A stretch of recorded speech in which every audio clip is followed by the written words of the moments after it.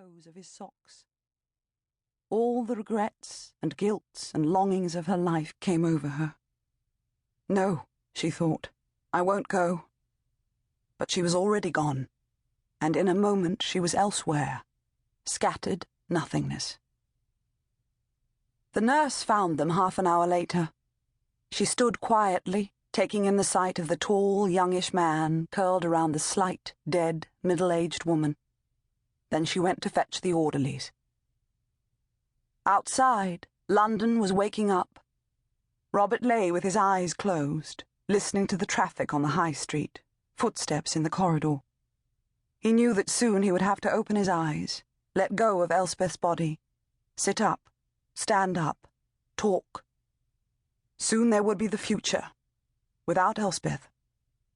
He kept his eyes shut, breathed in her fading scent, and waited. Last letter. The letters arrived every 2 weeks. They did not come to the house. Every second Thursday, Edwina Noblin Poole drove 6 miles to the Highland Park post office, 2 towns away from her home in Lake Forest. She had a P.O. box there, a small one. There was never more than 1 letter in it. Usually, she took the letter to Starbucks and read it while drinking a venti decaf soy latte. She sat in a corner with her back to the wall. Sometimes, if she was in a hurry, Edie read the letter in her car. After she read it, she drove to the parking lot behind the hot dog stand on 2nd Street, parked next to the dumpster, and set the letter on fire. "Why do you have a cigarette lighter in your glove compartment?" her husband, Jack, asked her. "I'm bored with knitting.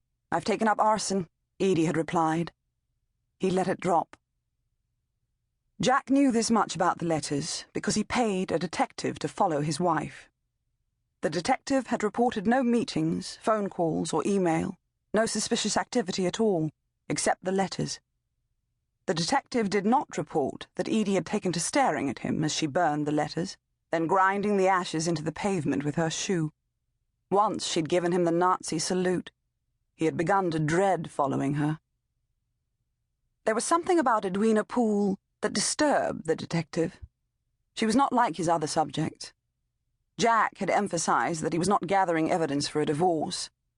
"I just want to know what she does," he said. "Something is different." Edie usually ignored the detective. She said nothing to Jack. She put up with it, knowing that the overweight, shiny-faced man had no way of finding her out. The last letter arrived at the beginning of December. Edie retrieved it from the post office and drove to the beach in Lake Forest. She parked in the spot farthest from the road. It was a windy, bitterly cold day. There was no snow on the sand. Lake Michigan was brown. Little waves lapped the edges of the rocks.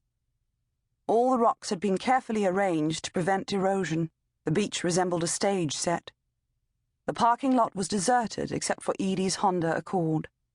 She kept the motor running. The detective hung back, then sighed and pulled into a spot at the opposite end of the parking lot. Edie glanced at him. Must I have an audience for this? She sat looking at the lake for a while. I could burn it without reading it. She thought about what her life might have been like if she'd stayed in London. She could have let Jack go back to America without her. An intense longing for her twin overcame her, and she took the envelope out of her purse, slid her finger under the flap, and unfolded the letter. "Dearest E, I told you I would let you know, so here it is. Goodbye. I try to imagine what it would feel like if it was you, but it's impossible to conjure the world without you, even though we've been apart so long. I didn't leave you anything. You got to live my life. That's enough.